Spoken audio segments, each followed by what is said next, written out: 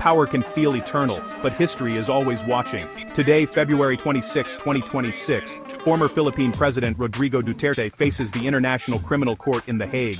Once a strongman who dared the world to challenge him, Duterte now stands accused of crimes against humanity for his brutal war on drugs. This is not revenge, but accountability. History's impartial judgment at work.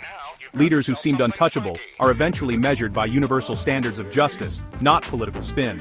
Duterte's trial is a modern reminder: impunity is no longer guaranteed. The ICC's work signals a shift.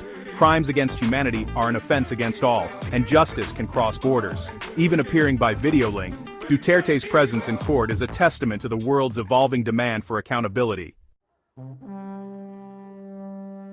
Duterte's rise in 2016 was fueled by public frustration and his promise of order at any cost. As Davao City Mayor, he vowed to end the drug menace, launching a war on drugs marked by police raids and vigilante killings. Supporters saw results: cleaner streets, a sense of security, and a leader unafraid to act. But critics saw a war on the poor, with thousands of extrajudicial killings and little regard for due process. Human rights groups documented a staggering death toll, painting a picture of state-sanctioned terror.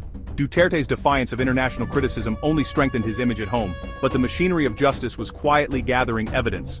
Now the applause has faded, and the calls for accountability are impossible to ignore. The Hague stands for justice that transcends borders. Home to the International Criminal Court, it prosecutes those accused of humanity's gravest crimes when national courts fail. The ICC's mission is not vengeance, but to give victims a voice and uphold global standards.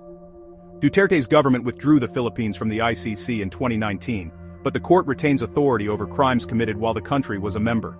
This principle prevents leaders from escaping justice by simply withdrawing. The ICC's slow, methodical process ensures fairness and sends a message: power is not a shield for atrocities. The Hague is hope for victims and a warning to would-be perpetrators. Its existence changes the calculation for leaders everywhere.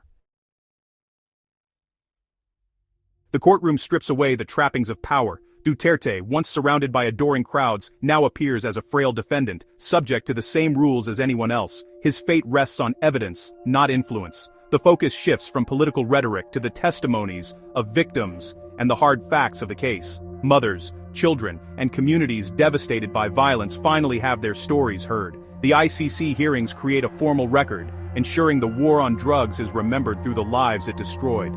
This process is not just personal reckoning, it's a national one. The Philippines must confront its painful history through evidence, not politics. The victims' voices are now central to the historical record. Power fades, but legacy endures. Duterte's story is now in the hands of courts and historians, not propaganda or popularity. The ICC proceedings show that accountability is inevitable. No matter how powerful a leader once was, justice serves as a check on authority, reminding leaders they answer to history and humanity. The true measure of leadership is how power is remembered. Was it used to protect or to harm? For the Philippines, this is a chance to acknowledge suffering and reaffirm the rule of law. History's judgment is patient and final.